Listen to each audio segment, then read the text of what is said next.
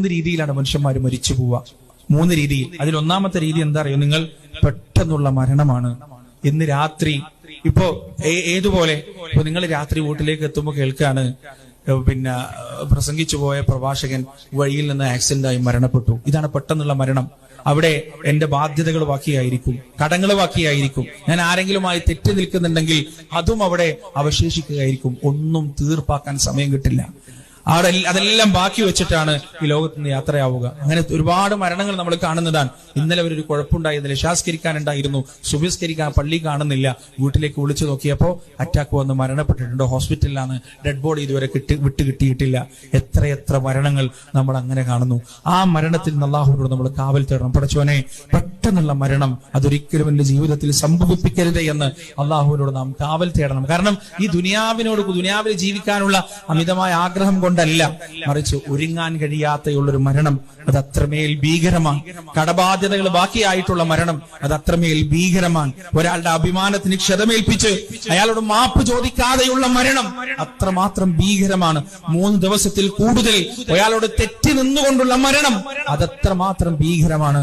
ഈ കൂട്ടത്തിൽ ആരെങ്കിലും 3 ദിവസത്തിലധികം ആരെങ്കിലുമായി തെറ്റി നിൽക്കുന്നുണ്ടെങ്കിൽ നിങ്ങൾ മനസ്സിലാക്കുക, ആ 3ാമത്തെ ദിവസം കഴിഞ്ഞ അന്ന് തൊട്ട് നിങ്ങളുടെ അമലുകൾ 1ാമത്തെ ആകാശത്ത് ക്ലിയറൻസ് കിട്ടാതെ കെട്ടിക്കിടക്കാൻ. എത്ര നിസ്കരിച്ചിട്ടും കാര്യമില്ല.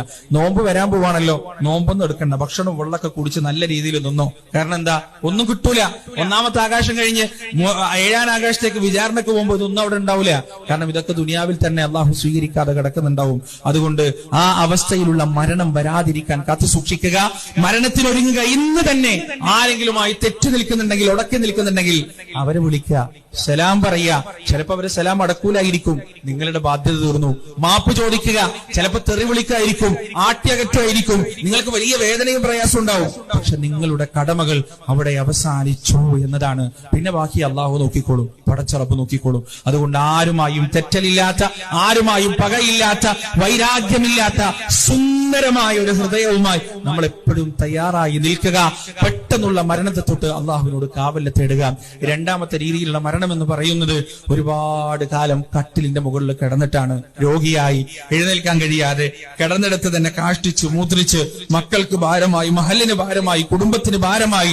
പടച്ചോനെ, നീ എന്നെ എന്തുകൊണ്ടാണ് തിരിച്ചു വിളിക്കാത്തത് എന്ന് ചോദിക്കുന്ന രൂപത്തിലേക്ക് ജീവിതത്തിൽ രോഗം കൊണ്ടും വാർദ്ധക്യം കൊണ്ടും അവശരായി പോകുക.